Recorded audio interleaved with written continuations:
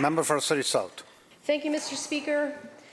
You know, I've witnessed the suffering of victims of violence, and nothing has left a deeper imprint on me as a former police officer than that trauma. But for the Premier, it was his time as a militant activist with Pivot Legal fighting against police that was his most formative. During his time with Pivot Legal, the Premier was well known for protecting drug traffickers. I have quotes too. Curtis Robinson, who was a beat cop at the time with the Vancouver Police Department, this is what he said last week, quote, "One of the things that the Premier brought in was providing a multi-language laminated card to the majority of drug traffickers, particularly Central Americans, that said, you don't have to talk to the police," end quote. So why, Mr. Speaker, should anyone believe that the soft-on-crime Premier will ever put the rights of innocent victims ahead of a criminal's right to reoffend, given his radical past and terrible track record over the past 5 years?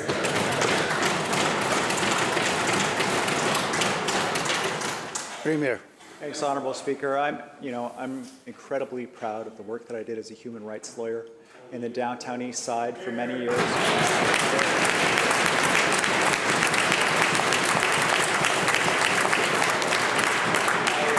I provided services to people in the downtown east side that needed that support.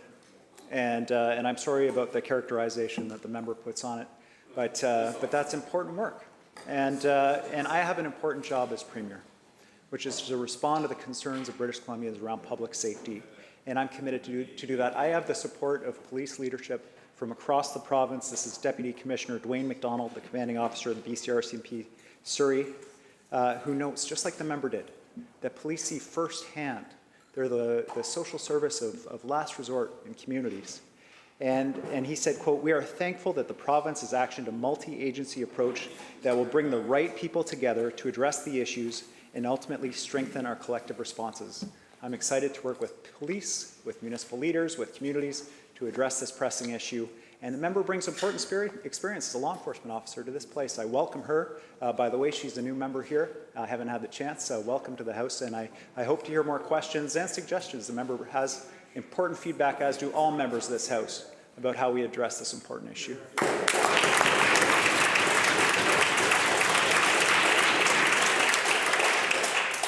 Member for Surrey South supplemental. Thank you, Premier Evie, for the warm welcome, and I do appreciate that. I also have to say and agree with you that advocacy for people who are vulnerable is important.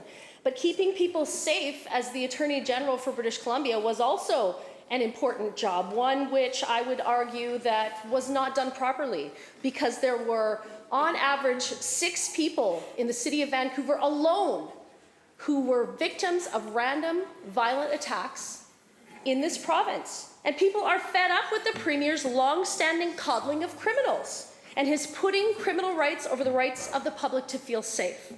And they're well aware of his long anti-police history.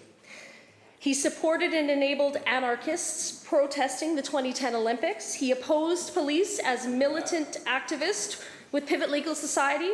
And police officers who were there at the time said he even distributed laminated cards to assist drug dealers on the downtown east side, showing them how to frustrate police investigations. Under his watch, it's become standard practice that violent, prolific offenders are arrested and then often released before the police can even finish the paperwork.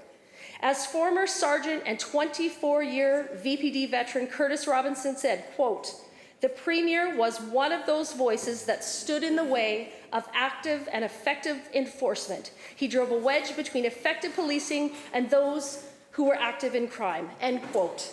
Giving his long track record of standing in the way of law enforcement, why would anyone trust the soft-on-crime Premier to deliver anything other than the terrible results we've seen over the past 5 years?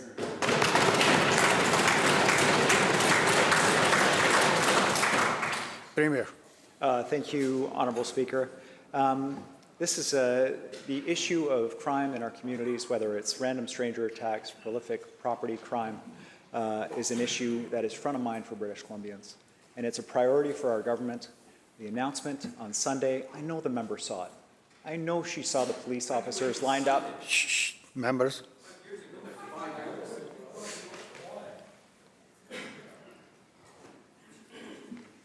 lined up with me and with key ministers for public safety, mental health and addiction, and housing, because this is a complex issue. We're talking about all these different challenges. Doug Lepard, former chief of police, who we retained to do the expert report, quote, "I was extremely impressed. It was more than we expected to happen so soon. All of it is either highly consistent with our recommendations or discussions. So of course we're very pleased government is taking such a definitive and substantial action on these very complex issues." And I worked with Doug when he was at the VPD and I was at Pivot. The member's cartoonish version of my work is not what happened. This is working together is the core of how we respond to these issues. Addressing mental health and addiction issues in a comprehensive way is what's going to help us get ahead of this crisis, and I'm excited to get to work on that.